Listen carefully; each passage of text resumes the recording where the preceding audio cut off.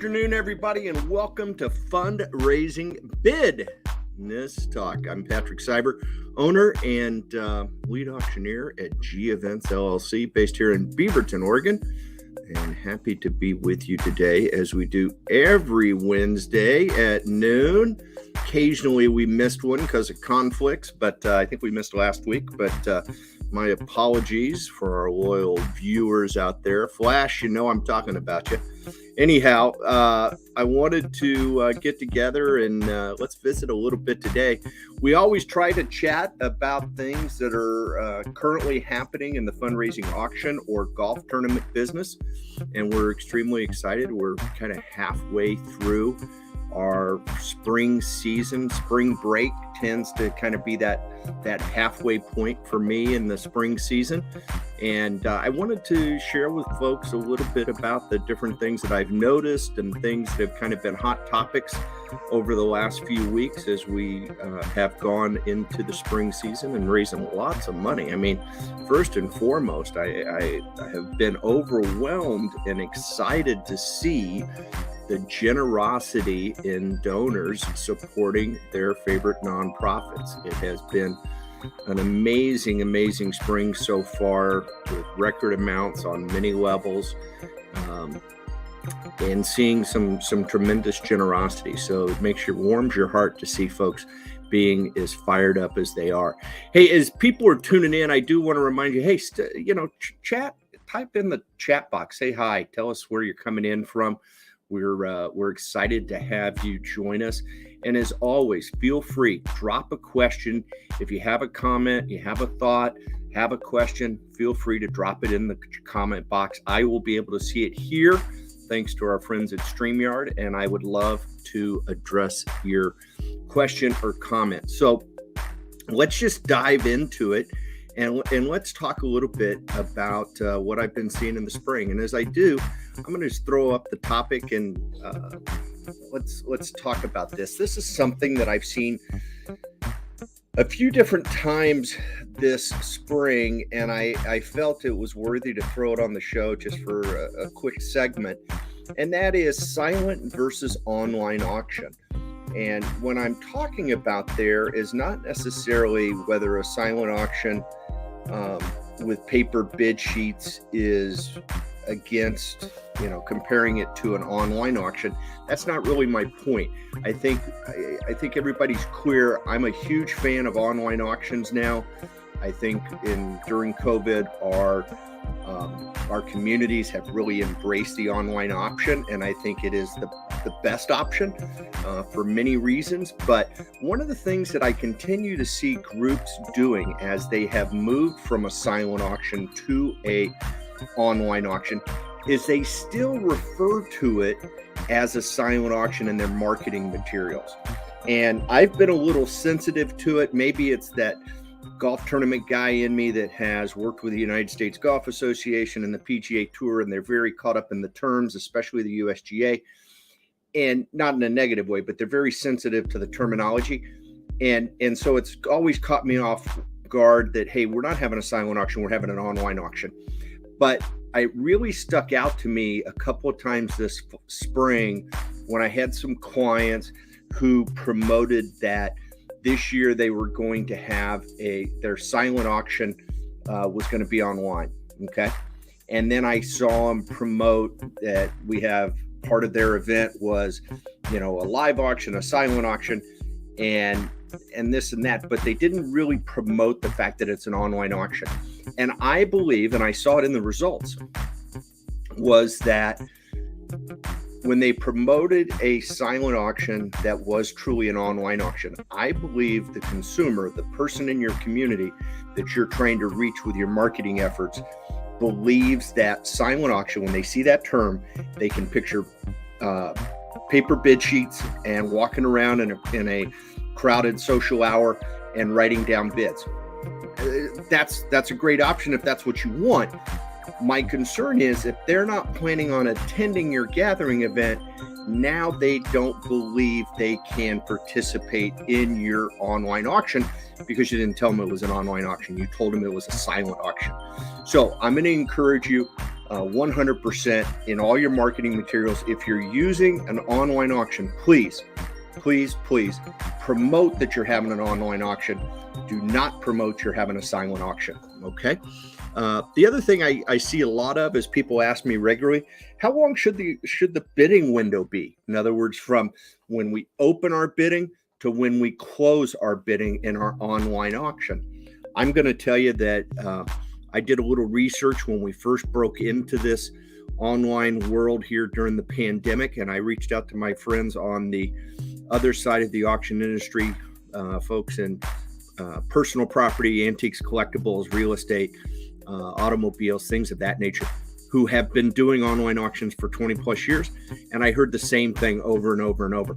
At least 7 days. In many cases, they encourage 2 weekends, right?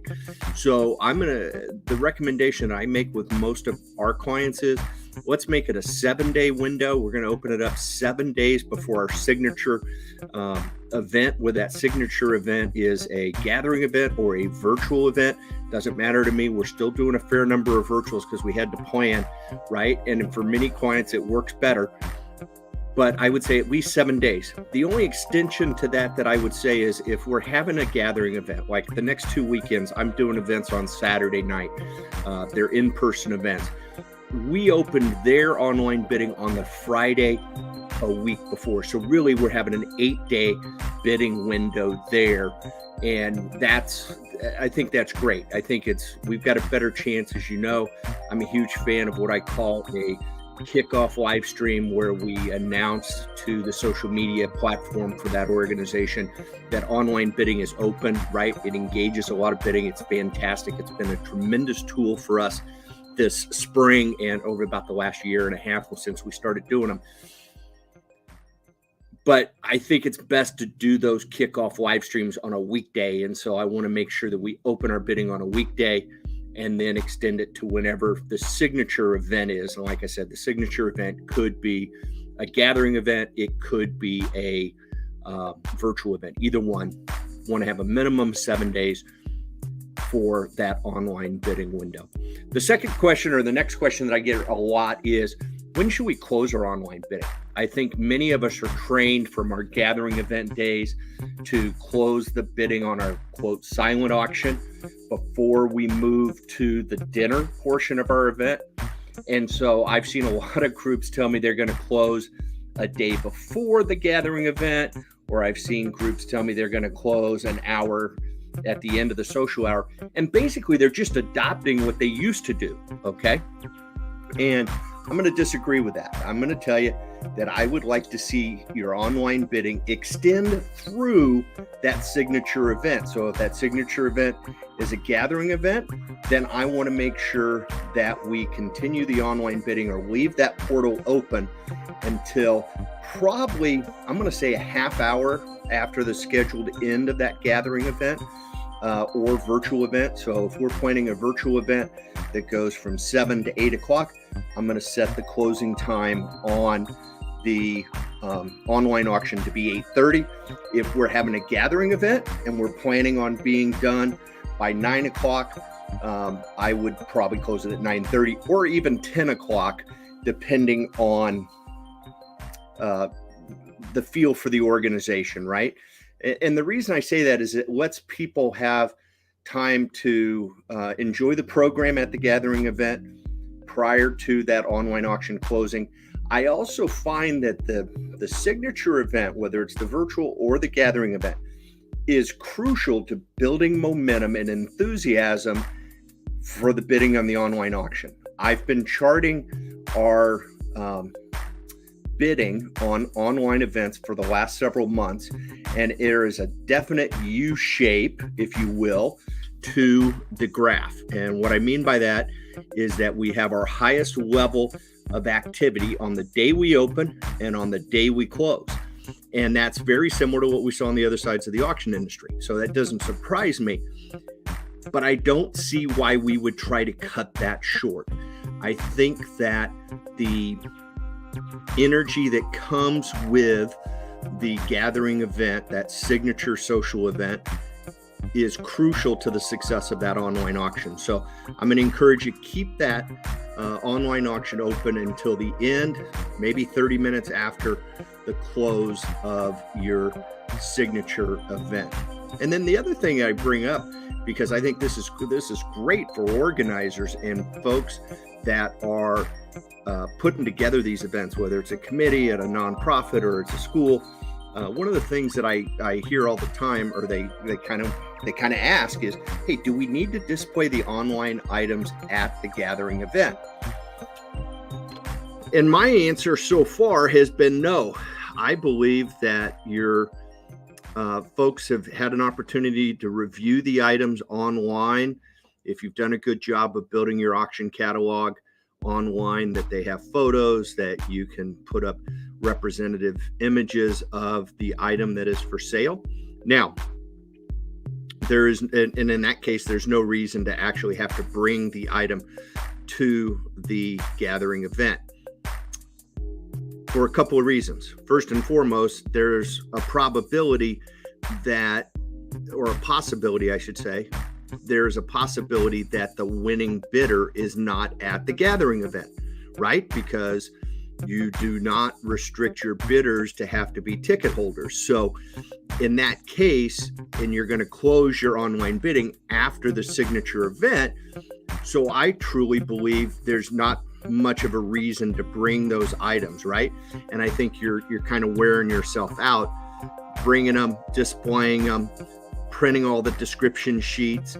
What do you do with items that are not very displayable, like a gift certificate, things of that nature? Seems a little excessive to me. Now, there's some upsides here, right? Saves an incredible amount of time for your auction committee. I can't tell you how many groups I've worked with over the years that they were getting to the venue at 8 a.m. to set up 100 silent auction packages and display them and put them in pretty baskets and wrap them in plastic and do all these things, print the bid sheets and all the different things that happen in that silent auction environment that we can put in the rearview mirror, right? The other thing from a budget standpoint, I would tell you, is it could potentially change the size of the venue you need for your event. If you're not bringing all those items and you don't have to lay them out on 8-foot tables around a big room, now you don't need as much space for your event, right? So that opens you up some different venues, all sorts of things. The last thing I'm going to say about this, well, you never know if it's the last thing I'm going to say. The other thing I'm going to bring up here is when you don't bring the items to the gathering event, people say, well, how do we get them to the buyers? And I say, well, there's a couple of ways, right? If it's a school event, the majority of your buyers come to the school on a daily basis to drop off their kids, pick up their kids. So make it a couple of days that next week, make it really convenient. They pick up their child, pick up their prize, that type of stuff. The other thing that I found really powerful is if the nonprofit has an office space, inviting their buyers, who are in essence their best donors from that night, to come to their office, to come to their facility and pick up their item, gives that organization an opportunity to really treat that donor and that buyer with a special thank you. Maybe, you get an opportunity to have a little casual conversation with them that you didn't have when you had all the items at your event and they stood in line after, an evening.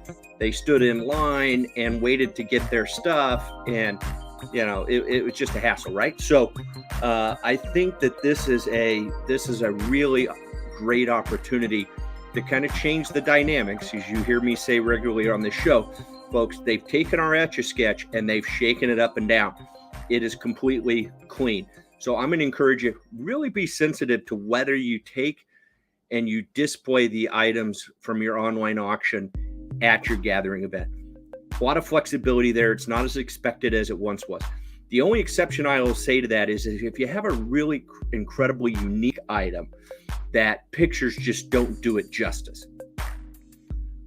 For example, I sold a Vespa motor scooter a few years ago, and it was custom painted by kids at the benefiting organization. It was really cool. and pictures just would not have done it justice, right? The kids had all drawn on it. It was a really cool scooter. If you have that unique item, take advantage of it. Go ahead and do put it in your, at your gathering and display it. But otherwise, I wouldn't do it. I had one client this fall who chose to go ahead and display all the items. We'd had the conversation prior. I turned around on Monday after the event. I called just to check in, do my, weekly, hey, how'd it go? Everything happy? All break down after I left, whatever. All this breakdown went smoothly, whatever. And she goes, gosh, we were here till 1 a.m. I said, 1 a.m.? I left at 9:45 or something. What'd you do till 1 a.m.? Well, you told us not to display all the items, but we had to load them all up and pack them back to our office. And I'm like, oh my. So, they had 80 online auction packages and nobody wanted to pick theirs up, and half of them weren't sold to somebody that was in attendance. And so, there's living proof of it, right? So that would be something to keep in mind. Do I need to display those items or not? I'm going to tell you most of the time, no. All right. The next thing that I hear a lot of, you've heard me talk a lot about, I'm so committed to this concept. I have to say it every chance I get. Folks ask me about starting bid and increments. I've really had enough of some of the auction software companies telling everybody, using the same process that we used to use in our silent auctions with paper bid sheets. A totally different mindset in online auctions. I'm going to tell you all day long, start as low as you can, okay? In the online auction industry, antiques, collectibles, the other sides of our business, they start things at $1. I like the $10 number just because I think it has, it's a charity event, right? So $10 increments, and then adjust them as you get the bidding up based on the value. So if it's a $500 item, when it gets to $100, change that bid increment to $25. If it's, gets to 500, change it maybe to 50. But be sensitive to where your fair market value is, right? If you're close to that fair market value, you may not have to adjust your bid increments. If it's something under $100, maybe you make it $5 bid increments. But make it so that folks bid, because when they bid, ladies and gentlemen, recognize that when someone bids, they have pride of ownership and the fear of loss. And once they bid, that's what you want. You want them to start bidding. Because once they have, then they'll believe that they're going to win that item. They're going to get that item. They can take that vacation, and they will continue to bid past maybe where you wanted that higher starting bid that they wouldn't bite at that higher starting bid. So definitely, as we say in the auction business, it's not about where you start the bidding. It is all about where you finish. All right. And I want to encourage our friends as they're tuning in. Feel free. I'd love to say hello back. Type in that chat box, that comment box. Let me know where you're tuning in from today. And as always, if you have any questions, please do not hesitate to ask those questions. We'll be able to answer them for you right here when we are. The other thing I see a lot of folks have, once again, this is a carryover from our silent auction methodology, and that is we used a tool called Buy It Now. That was designed for the silent auctions and the busy, crowded social hours, right? And it was to help bidders, to encourage them to bid higher and be almost a convenience, so that they didn't have to manage bid sheets throughout the room, right? They wanted to buy something, they wanted to make a donation. We gave them that Buy It Now, kind of ended the bidding at that higher amount. I would tell you, in the online world, we have no reason for a Buy It Now, at least in an auction package, right? As long as people want to bid, let them bid. Do not tell them they can't bid anymore until the end of the auction, okay? So I would definitely not use Buy It Now, okay? Next one I see a lot of, proxy or max bid, depending on the software you're using. Proxy bidding, In essence, what it means is that you allow a donor to set a maximum amount that they're willing to, that they're comfortable with bidding on a package. And then it will allow the computer to place lower bid amounts up to that max bid or proxy bid amount as required. So in essence, let's say it's a $500 package. The bidding's currently at $100. The bidder says, hey, I would be happy to spend $500 on this, but if I could get it for $100, that would be great too. So what they do is they place a proxy bid of $500, and then the computer will bid the 110 or 125. And then as they get outbid, the computer will bid again for them up to their proxy amount or their max bid amount of $500. So definitely make sure that you're utilizing that on your software in your online auctions. It's an incredible tool, and in some cases, I know my friends at Octria have a option on there that actually allows you to tell the bidder every time you've increased their bid, or not tell them every time. And what I mean by that is you set that $500 proxy, the bidding was at $100. Somebody comes in and bids $150. The computer bids $175 for you. The software can tell you that you got outbid and you got your bid raised, or it can wait until you get to your $500 number before it tells you were outbid. And I think that's a great feature. I think a lot of people don't want to get the constant texting and whatnot. My method tells me in my mind that I tend to like, once they've set the proxy bid, tell them when that proxy bid's extended or has been outbid. That's when I would do it. So that's just my preference, but definitely make sure you've activated your proxy or max bidding option. Okay. And then the last one is bid extension or anti-sniping. Not all of the softwares have it. I'm going to encourage you to make sure it is. I think it's crucial to the success of your event is having that bid extension or anti-sniping feature. What that is, folks, is that in an online auction, we have a closing time, and we can make that a soft closing time, or we can make it a hard closing time. A hard closing time would resemble our old silent auctions. It's also what's done on softwares like eBay that are not auction softwares. That's for subject for another day. But it means that when the time clicks to that deadline, that whatever is happening, that bid is now closed based on the time of day. In the auction industry, we don't like that. In the auction industry, we like to take bids until people are done bidding. So the way we do that in an online auction is we use what's called bid extension or anti-sniping. And what that means is that if that package reserves or receives a bid in a set amount of time prior to the close, I like to use 5 minutes. So if it gets a bid within 5 minutes of its closing time, that it will extend that closing time an additional 5 minutes. Some groups use 2 and 2, 2 minutes prior, 2 minutes, it'll extend it 2 minutes. I like 5. In most cases, the software will notify the person who got outbid, and so they'll have an opportunity to rebid and place a new bid. And I think 5 minutes is an appropriate time.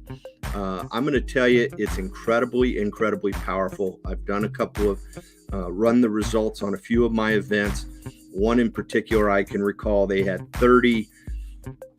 roughly 30 packages in their online auction. 7 of them went to extended time. 7 of them of the 30.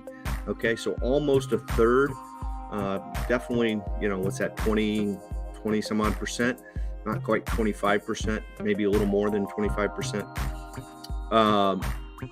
Went to overtime or went to an extended time, and the dollars raised past the original closing time. So I looked at the bids placed after the closing time, generated an extra $1,000 for that nonprofit. Now, $1,000 may not seem like a big deal, but when you consider as a percentage of that organization's online auction, it was a pretty big number. Okay.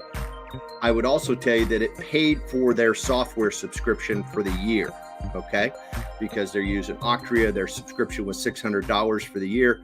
And that $1,000 from that one feature paid for their subscription, okay?